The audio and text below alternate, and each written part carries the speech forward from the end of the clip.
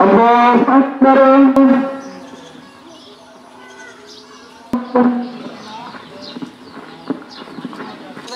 কোনো সৌদি, কোনো গ্রাম্য, কোনো দেশের সঙ্গে আমরা নামাজ পড়ি না। আমরা নামাজ পড়ি শুধু রাসূল সাল্লাম যে মক্কা থেকে মদিনায় হিজরত করেছেন, করার পর তারিখের দরকার ছিল, তিনি তারিখ দিয়েছেন যে তারিখ, সেখানে রাসূল সাল্লাম যে তারিখ দিয়েছেন সেই তারিখে নির্ধারিত করেছেন যে চাঁদের 1 তারিখ, যেখানে মক্কা যখন চাঁদ উঠছে চাঁদ রাসূল সাল্লাম যে তারিখে নামাজ পড়েছেন 1 তারিখ, এবং যেমন 27 তারিখ ওই 1 তারিখ, কিন্তু কোনো দিন 2 তারিখ হয় না, কোনো বাংলাদেশে কোনো দিন তারিখ নাই, ওই ভারতের 3 দেশে কোনো তারিখ নয়, একই তারিখ রাসূল সাল্লাম যা নির্ধারণ করেছেন ওই তারিখই। কিন্তু দেশের সময়ে বেশ আমরা সেই আরফা ময়দানের তারিখ অনুযায়ী যেদিন হজ হয় আগের দিন পরের দিন ঈদ হয়, তো আমরা সেই অনুযায়ী রাসূলুল্লাহ হুকুম অনুযায়ী আমরা ঈদ করতেছি। আলহামদুলিল্লাহ আমরা অনেক ভালোভাবে ঈদ উদযাপন করলাম।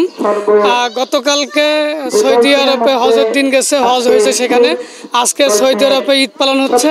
আমরা সেই গতানুগ নিয়ম অনুসারে আমরাও বিগত 14-15 বছর থেকে এখানে আমরা সৌদি আরবের নিয়ম অনুসারে দিন অনুযায়ী ঈদ, রোজা, শবে বরাত, শবে কদর বিভিন্ন ধর্মীয় অনুষ্ঠান পালন করে আসছি।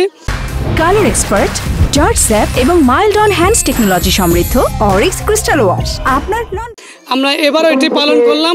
কোনো রকম কেউ বাধার সম্মুখীন হয়নি, কেউ কোনো রকম কখনো বাধা দিতে আসেনি। আমরা বরাবরই ভালোভাবে এটা পালন করে আসছি। কথা হলো আল্লাহ রাসূল যখন জান দেখছেন, ভাষণ দিয়েছেন মুসলিম পৃথিবীর জন্য একই দিন একদিনের শব্দ, খালি একজন খালি সৌদি আরব নয়, পৃথিবী যেদিন ধ্বংস হবে পৃথিবী একদিন ধ্বংস হবে, খালি সৌদি আরব নয়, বাংলাদেশ নয়, ভারত নয়, একদিন ধ্বংস হয়ে যাবে। এমন কোরআন ওখানে নাযিল হয়েছে, আল্লাহ রাসূল ওখান থেকে আনছে। আর হাদিস কোরআন দেখেছি লাইলাতুল কদর রাত্রি 1টা 2 দিন নয়, হিজরতের সন্ধ্যা আরও এখানে।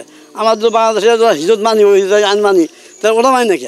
আমরা তো সৌদি আরবের সাথে টাইম রেখে নামাজ পড়তেছি না, আমরা পড়বো সৌদি আরবে কমপক্ষে 3 ঘন্টা আগে আমরা সূর্য পাই, এই জন্য আমরা 3 ঘন্টা আগে সালাত আদায় করি। কিন্তু আমাদের আগে আপনাদের মালয়েশিয়া 2 ঘন্টা আগে ওরা ঈদ করে, তার আগে সিঙ্গাপুর ঈদ করে, জাপান ঈদ করে।